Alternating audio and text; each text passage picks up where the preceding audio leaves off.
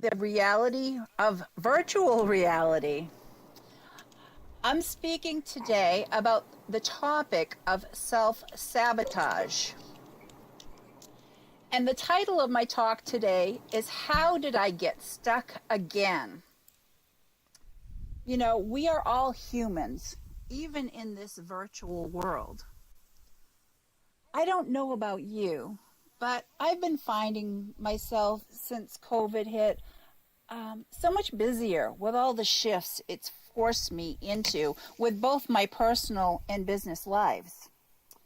It's really messed with my scheduling and planning process that I've been using while I was in the process of creating my custom Design Your Destiny planning system that works along with the book that I've written. You know, all of these changes, they've messed with the normal lives that we have been living, and it affects us in so many different ways, both physically and mentally. Some people don't ever take the smallest changes very well. You know, change can cause fear in many people, and these fears cause them to possibly shut down and become withdrawn. Some people get maybe a little aggressive because they're easily agitated and they have all these unsettled feelings.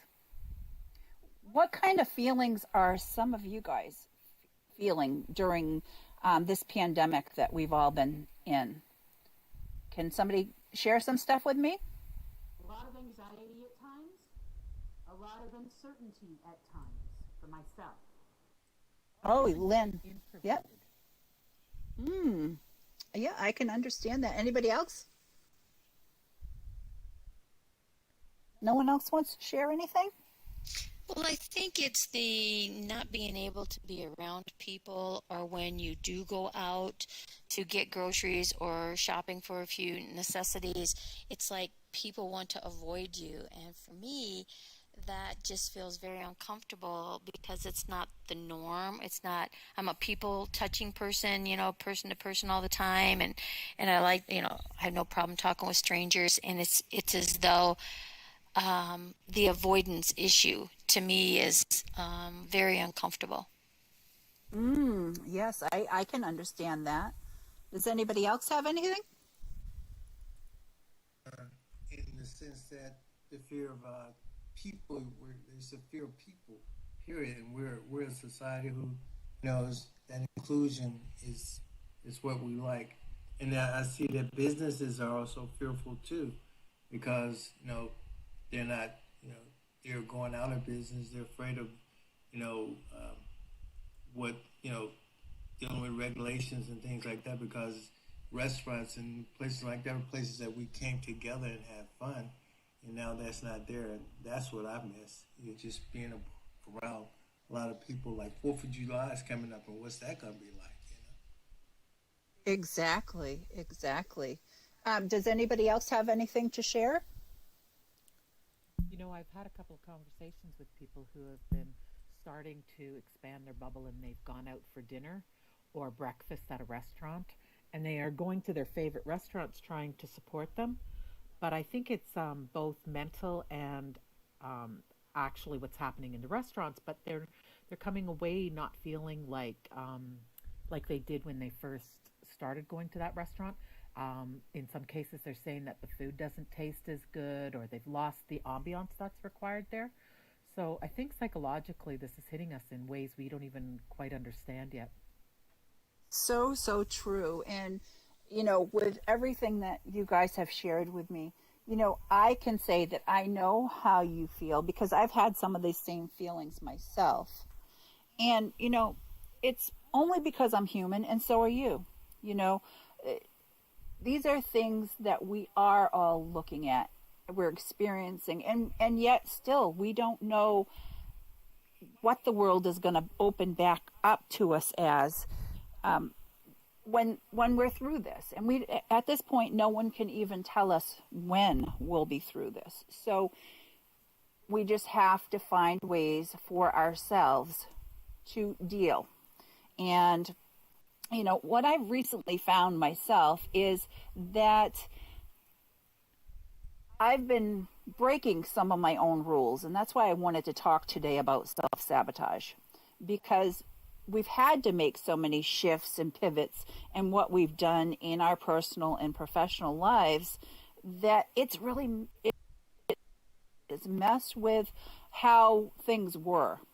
And so we're having to shift the way that we're doing things, scheduling things.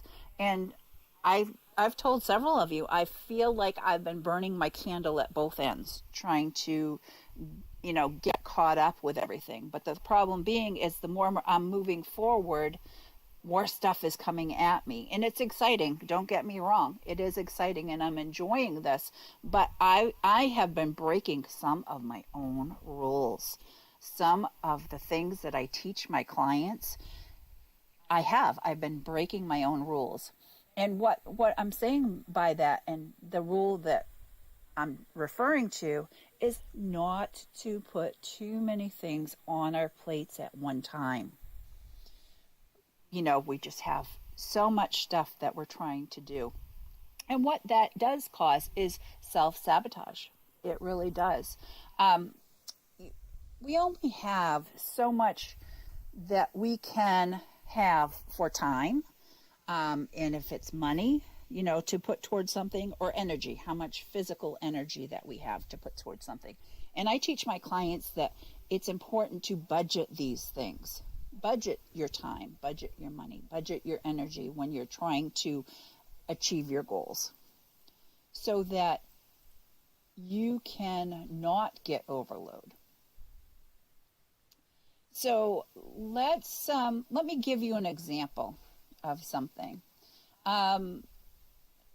Let's just say we're talking about not putting too many things on your plate at one time. So I'm trying to make it a simple thing for people to be able to understand what I'm talking about. If, say, for an example, you want to lose weight, and that's your goal, that's your overall goal, but you really think about this, none of us can just lose weight on command. So it takes a lot more things than you think about. So this is where I come to play with people when it comes to planning and putting together plans to reach their dreams and goals. So, but let's just, and I'm not a fitness or health coach or anything like that, but I just use this example about losing weight, because it's not just a thing you just, I'm going to do